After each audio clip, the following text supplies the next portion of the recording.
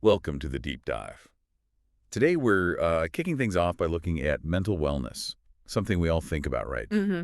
But what does it really mean, beyond just not being mentally ill? Right. We've got some really interesting material here from the Global Wellness Institute, and they have a specific take on Yeah. this. They really try to broaden the definition. Exactly. So our mission today is to dig into that, to get a clearer picture of mental wellness as this active, kind of multifaceted thing. And, for you, our listener, wanting to get straight to the core of things quickly, Yeah. we're aiming to give you those key insights from the GWI without it feeling overwhelming. It's about building something positive, not just avoiding the negative. Okay, so right out of the gate, Hmm. the GWI throws this interesting model at us. Mm-hmm. They're saying mental illness and mental wellness aren't like two ends of one stick. No, it's more complex. Two separate lines almost. Two axes, yeah, Yeah. like a plus sign. One is mental illness versus no mental illness. The horizontal one, typically. Right. And the other, the vertical one, goes from what they call languishing Mm-hmm. up to flourishing. Mm-hmm. What does thinking about it that way actually change? Well, it's pretty significant, I think, that two-continuum model, it really highlights something important, Which is? that a huge chunk of the population, the GWI suggests maybe 85%, might not have a diagnosed mental illness, Okay, but that doesn't automatically mean they're thriving. They could be, well, languishing. just sort of getting by. Exactly. Dealing with stress, maybe feeling a bit unfulfilled, lacking purpose. Yeah, I get that. So they're not technically ill, but they're definitely not hitting their peak well-being. They're in that languishing zone. So this model pushes us beyond just fixing problems, beyond just treatment. Precisely. It forces us to think about promoting the positive side, too. And the flip side of that coin, Mm. someone with a diagnosed mental health condition, Yeah, they can still experience positive mental wellness, right? according to this model. Absolutely. They can still have good days, strong relationships, enjoy things, function well. It's not this black and white all or nothing thing. Makes sense. And there's this growing idea, too, that working on your mental wellness, these practices, they aren't just nice things to do. No. They might actually build resilience, maybe even act as a buffer, potentially lessening the impact if someone does struggle with mental illness symptoms. Okay, so if it's not just the absence of illness, what is mental wellness, according to the GWI? Well, crucially, they stress it's not static. It's not a destination you just arrive at. Okay, it's active. It's an active process, Yeah. a journey. They talk about moving from that languishing state Right, just getting through. towards building resilience. Mhm. That ability to cope, to bounce back when life throws stuff at you. Which it inevitably does. Mm-hmm. And then ultimately moving towards flourishing. Flourishing, that sounds nice, but also kind of vague. What does that actually look like? Because Mhm. flourishing for me might be very different for someone else. And that's exactly the point the GWI makes. It's deeply subjective. Okay. It depends entirely on your own values, your culture, maybe your spiritual beliefs, what you personally find meaningful. So, examples. Well, for one person, flourishing might look like hitting big career goals, achieving things externally. Right. For another, it could be much more internal, cultivating inner peace, maybe connecting with nature, or experiencing what they term self-transcendence. Self-transcendent. Yeah, that feeling of being connected to something bigger than just yourself. Mhm. Purpose, meaning. So it's really personal. There's no single definition of flourishing. Exactly. That personal definition is key. It's interesting.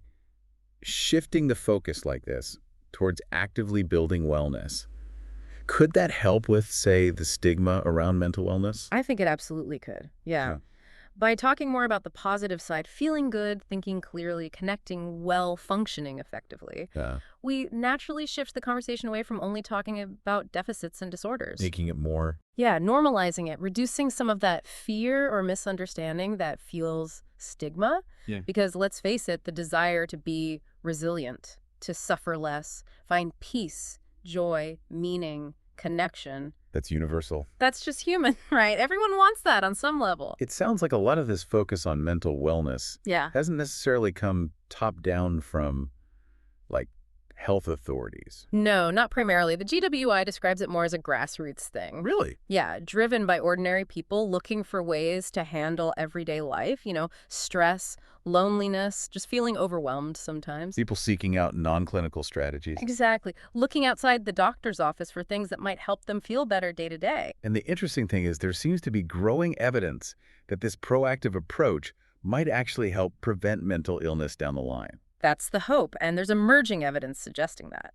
Investing in mental wellness could be a form of prevention. But are we doing that, investing enough? Well, the GWI does point out that globally we still tend to underinvest in that proactive, preventative side compared to, say, treatment. Right, so you have individuals driving this, but you mentioned practitioners and businesses are getting involved too. Oh, absolutely. They're responding to this demand, exploring more holistic approaches, bringing in maybe ancient wisdom or newer wellness trends. And this consumer interest is actually pushing science. It seems to be, yeah. It's encouraging more rigorous research into how effective things like mindfulness, meditation, nutrition, exercise really are for mental well-being. So personal experience and science are kind of meeting in the middle. It's a really dynamic intersection, definitely. Now, another key point from the GWI is that this isn't just in your head.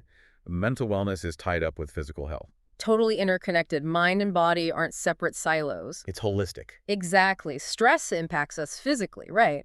And how we feel physically tired, energetic, whatever, definitely impacts our mental state. You can't really separate them. So taking care of one often means taking care of the other. hmm And to help us kind of wrap our heads around how to do that, the GWI identified 4 main pathways. Pathways to mental wellness.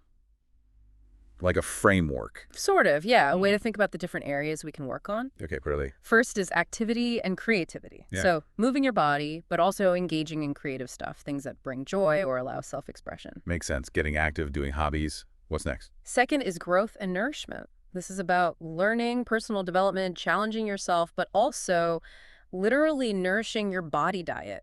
Supplements, maybe. Okay, activity, growth. 2 more? Third is rest and rejuvenation. Super critical, this one. Sleep, obviously, but also relaxation, downtime, letting your mind and body actually recover. We often neglect that one, I think. Very easily done. And the fourth is connection and meaning. Relationships, community, feeling like you belong, having a sense of purpose. Connection and meaning. Okay, so activity, growth, rest, connection. And what's neat is they say each pathway has like internal aspects, how you think and feel, and external aspects, what you do, where you are, and mind-body aspects too. So it's a really broad menu of options. It's not just one thing. It's like a whole toolkit. Exactly. Lots of different ways in. And this whole focus, this movement, has actually created an economy. The GWI talks about a mental wellness economy. Yes, they do. They've actually defined it. What's the definition? It's basically consumer spending.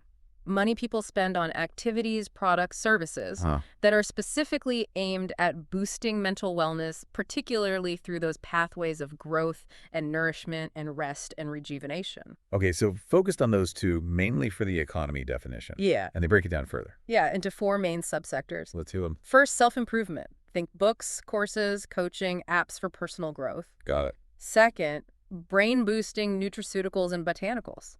So supplements, herbs, things marketed for focus, memory, mood. Right, you see those everywhere. Third, Meditation and mindfulness. Again, apps are huge here, but also classes, workshops, retreats. and the last one. Senses, spaces, and sleep. This covers things like aromatherapy, light therapy, sound machines, weighted blankets, tech to track or improve sleep, creating environments for wellness. Wow. Okay, that covers a lot. And is this a big market? Huge. What? Back in 2019, the GWI estimated it was worth globally, get this, $120.8 billion. Billion. With a B. With a B. Yeah. And remember, that's mostly consumer spending outside of traditional clinical mental health care. That's staggering. That's purely the proactive, wellness-focused stuff. Pretty much, yeah. That figure came from their big 2020 report defining the mental wellness economy. It was kind of the first major study mapping it all out. And they keep this data updated. They do. They release updates. So it's definitely a space to watch. It's constantly changing. So for listeners who want to, dive even deeper, Plenty of resources. the Global Wellness Institute website, I assume. Definitely. They have newer reports too, like one from 2024 on wellness policy. That big 2020 economy report is key. And there was also a white paper around the pandemic's impact. Okay. And for the absolute latest numbers, their Global Wellness Economy Monitor and the Wellness Economy Data Series are the places to look. Good to know. And they have a specific initiative. Yeah, the GWI Mental Wellness Initiative. Lots of info there too. Great. So just to kind of wrap up the main points, mental wellness, it's active, it's dynamic, A journey. it's multidimensional mind, body, the whole picture.